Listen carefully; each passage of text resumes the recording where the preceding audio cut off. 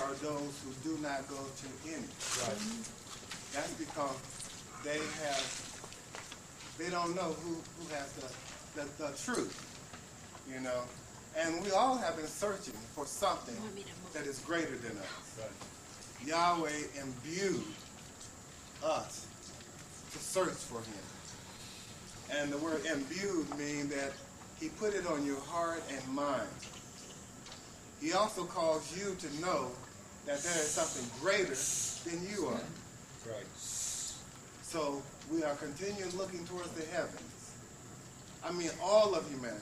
We are continuing looking within ourselves for that sound. You know, is there a creator? And if he is, where is he? What does he look like? Why is all of this happening? Right. You know, all of the things that are in the world. Why is it that there are so many poor people and very few rich people, and the rich are running everything? Yeah. You know what I mean? Why is it that I can't have me a Mercedes Benz? Right. I want one. You know? I want that great big one. You know, why can't I have a $5 million house on the hill? You know what I mean?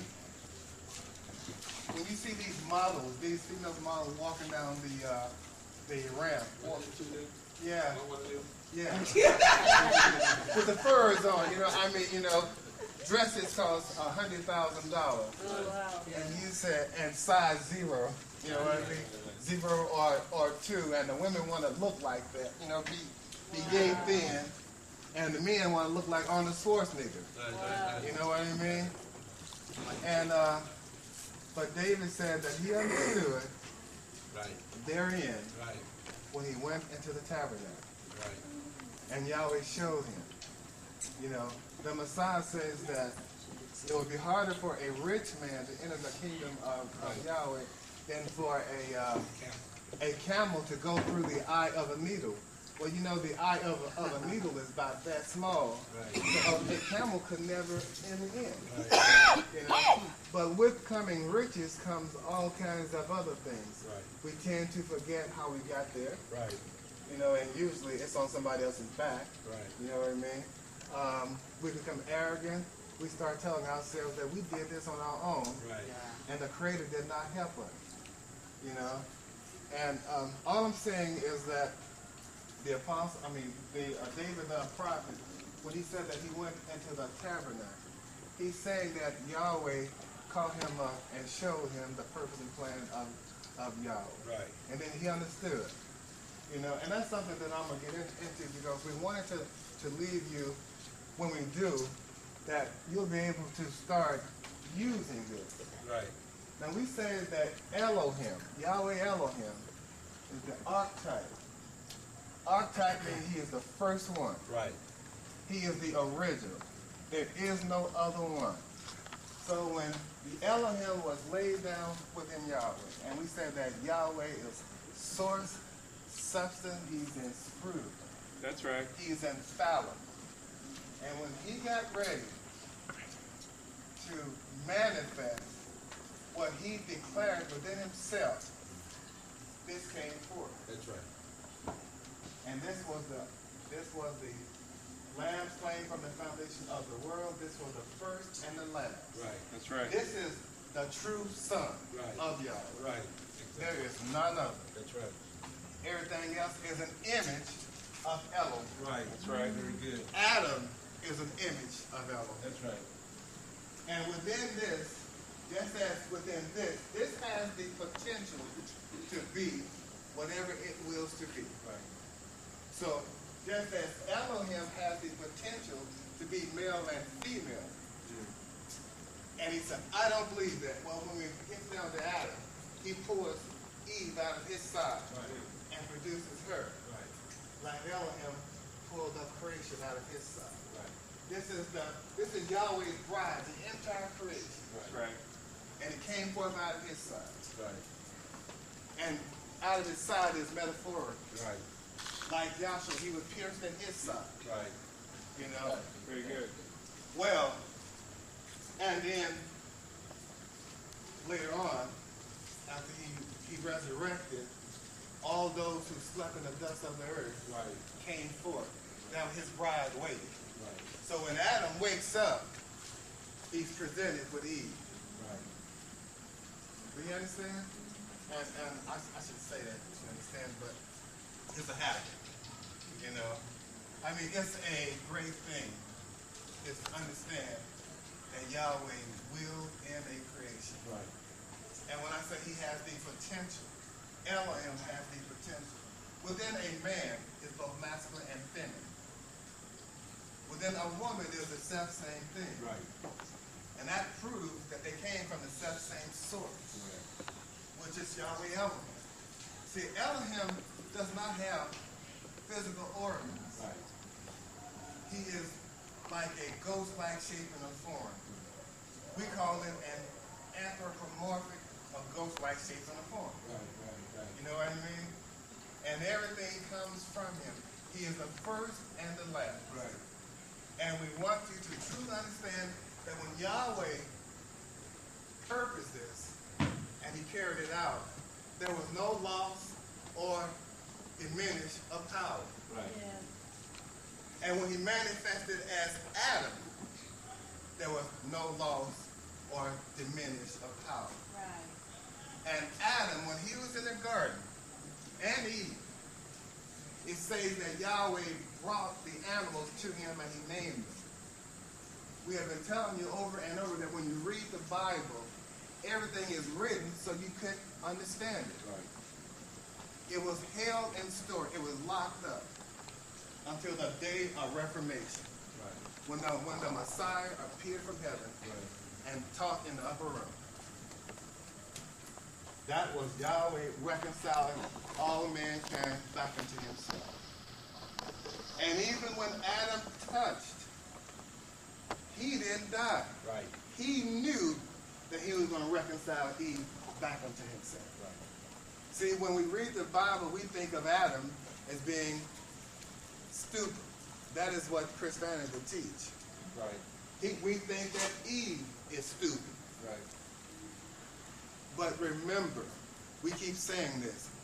Yahweh Elohim has a purpose and a plan. Right. And this is part of it. Right.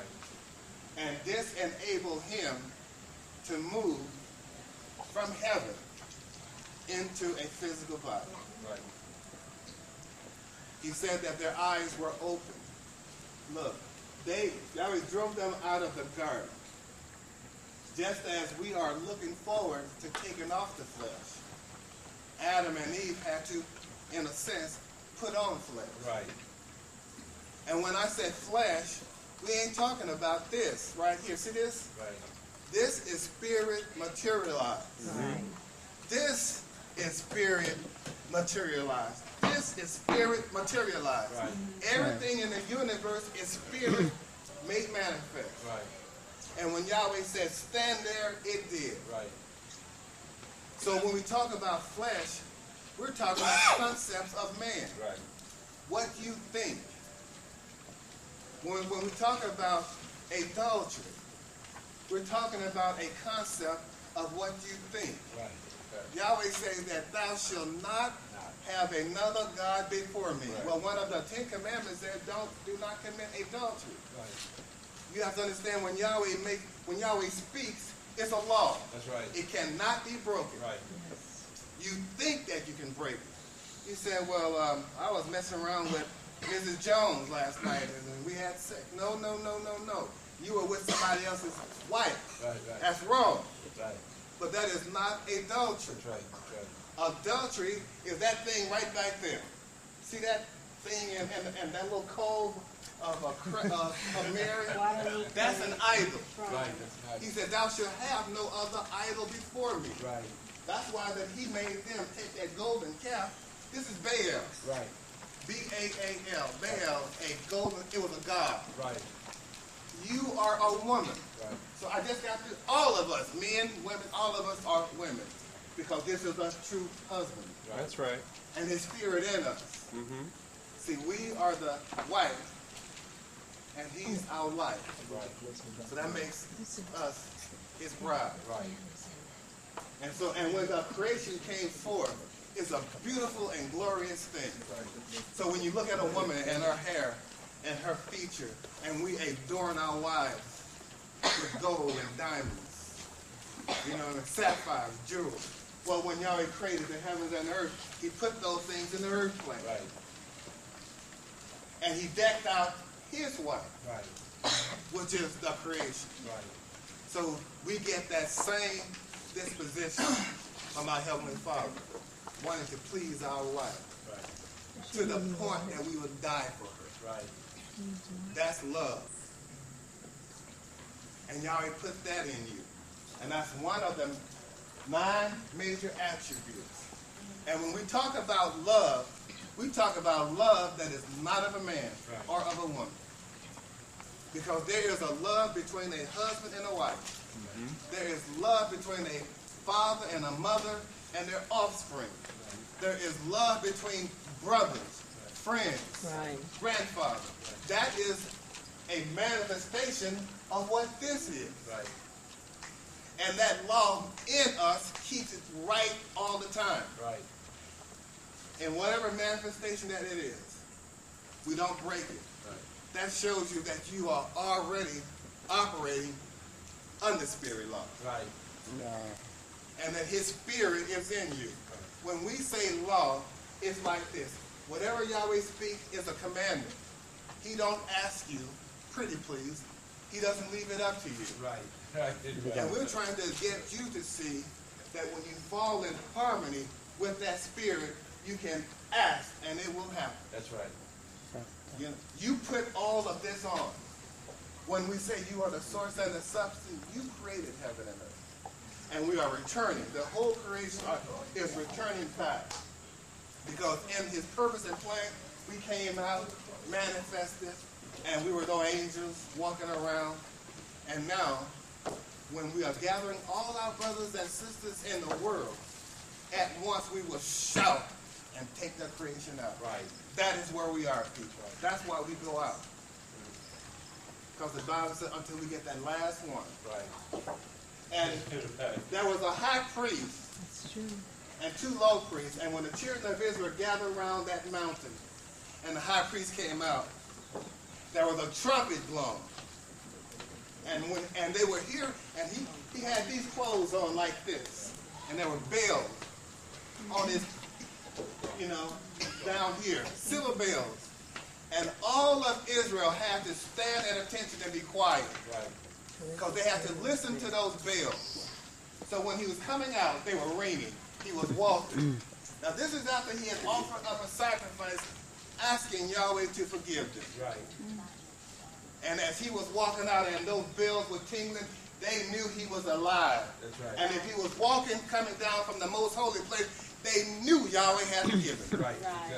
And when he stepped through this door, the horns blew and they gave a mighty shout. Right. Because they knew Yahweh Elohim had forgiven them one more day, one more year. That's true.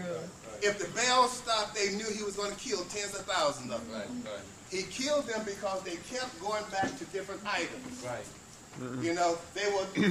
They would verbally say, we will do whatever you want, but in their tents they had idols. Right. Buried beneath them, as if Yahweh cannot read your mind. Right. Right. As if he doesn't know who you are.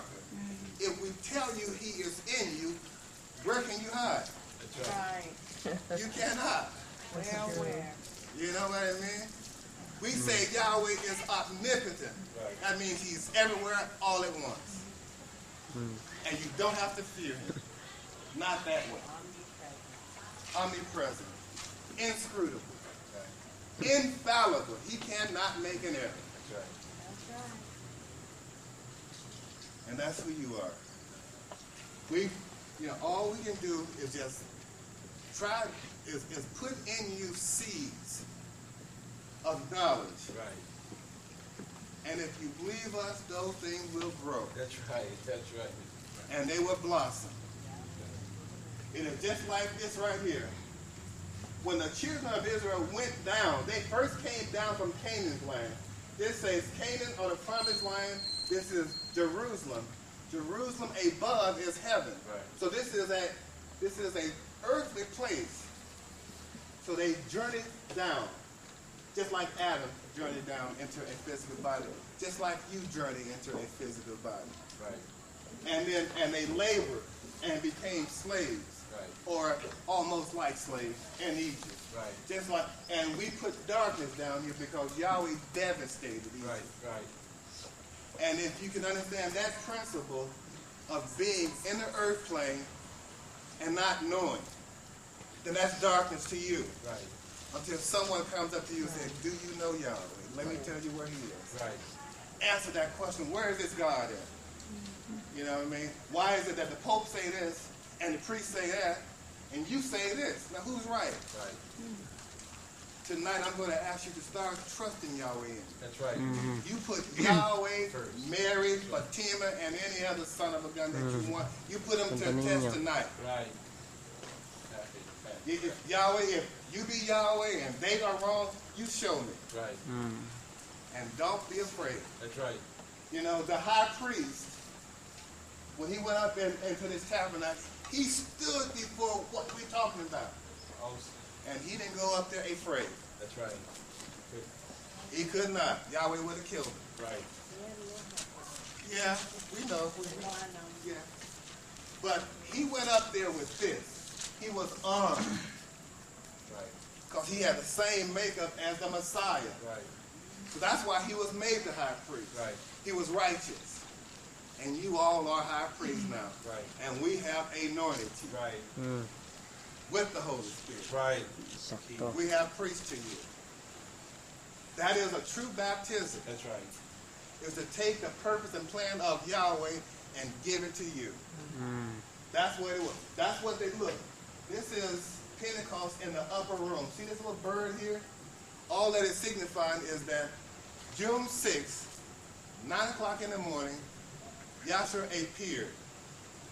And he revealed what we are revealing to you then. Right. That's all that has happened. That's right. That was that great day. And from that time on, Yahweh has been revealing himself and manifesting in the world, gathering those unto himself. And just like us, some of us will die Right. and go to sleep. Right. We call it going to sleep. We don't call it dying. Right.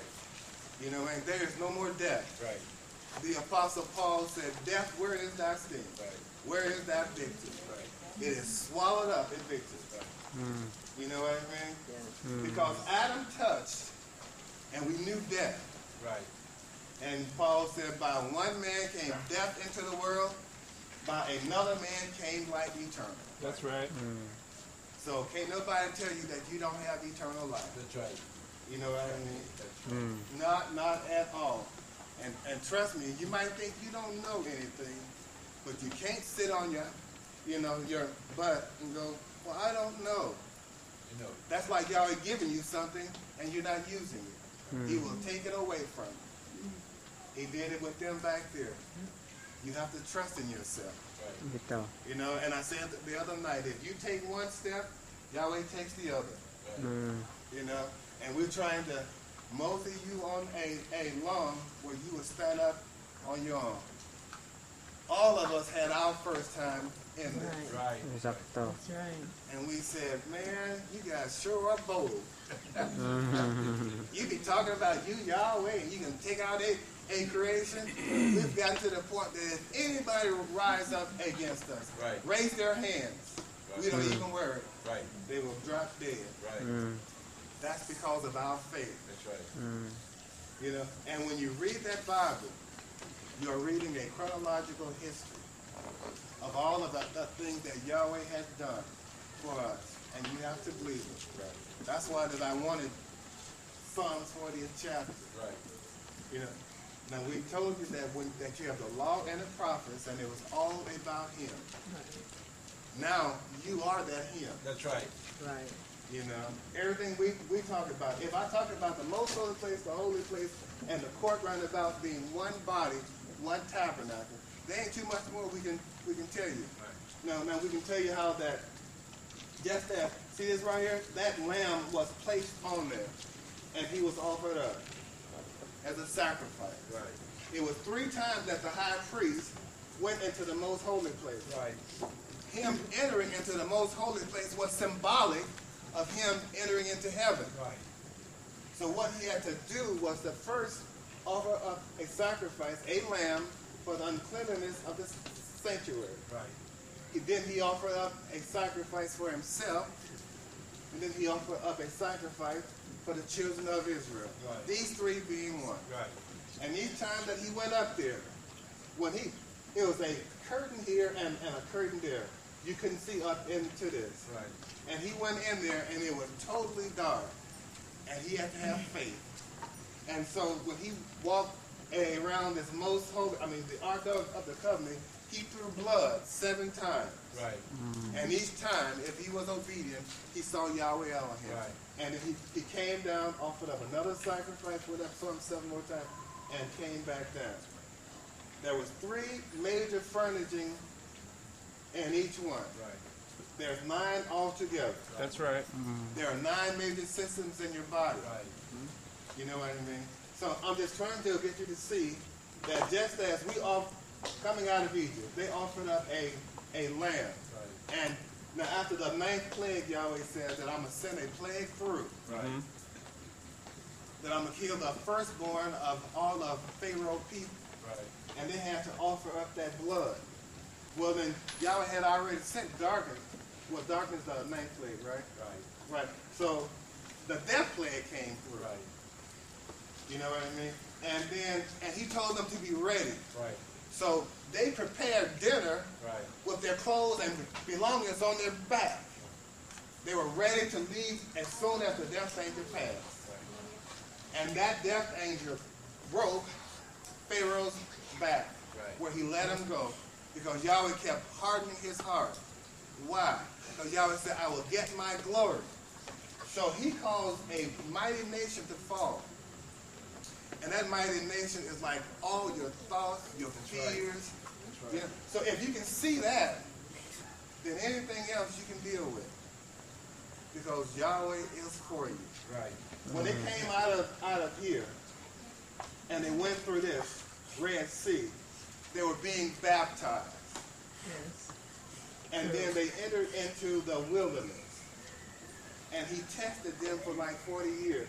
So you have blood, water, spirit, blood, water, spirit, Right. and then 40. Right. The blood is them killing that lamb, putting the blood here, facing on the inside, and be prepared to go.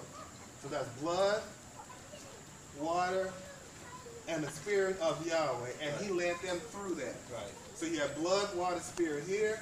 You have 40, which is the most holy place. You have the intercession here. And then you have the 6th veil, which is the Jordan River. And the 6th veil, or the Jordan River, represents flesh. So they are ascending from death, going back into heaven. Right. That is what this is symbolic of. So if you can see that, this right here, then you can take every one of these stories. That's right. And you can take that pattern, and that's what we want you to do. That will help you to establish your faith. Right. Very good.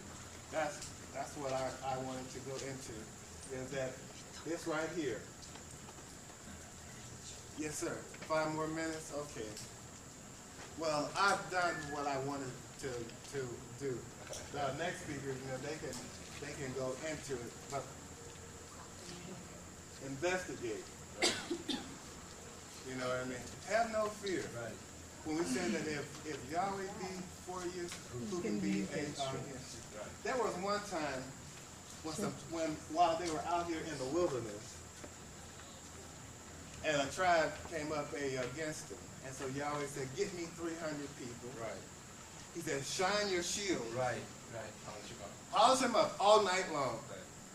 So what happened is that when they came, they stood in a certain position and shined and stood those shields up where the sun hit them and blinded them. And they went amongst them and slaughtered them. Right. Yes. In other words, Yahweh don't need no 50,000 people to get his Right. glory. Nope, He that's never true. had. Right. Right. You know, there was another time that they was going to go to war, Right. and half of Israel ran up there, and Yahweh said, now you go back and you tell them, that's too many people.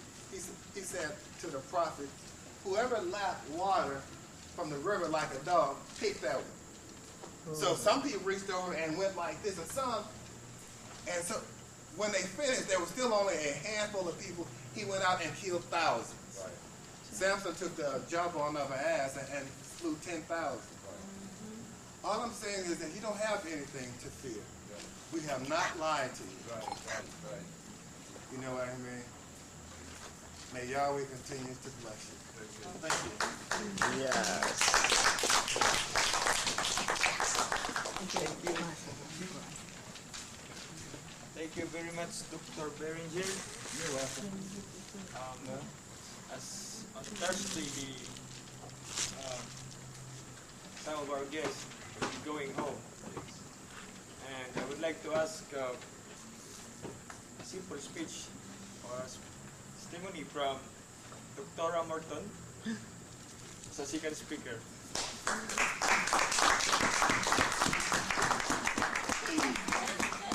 You're leaving on Thursday.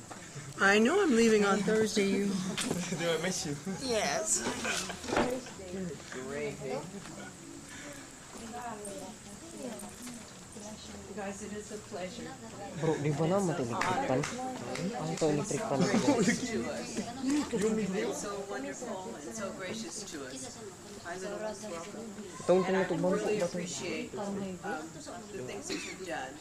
You've been so, your heart's been wonderful, and really appreciate it. It's been wonderful. I'll have a lot to tell when I can go back, you know, Yes.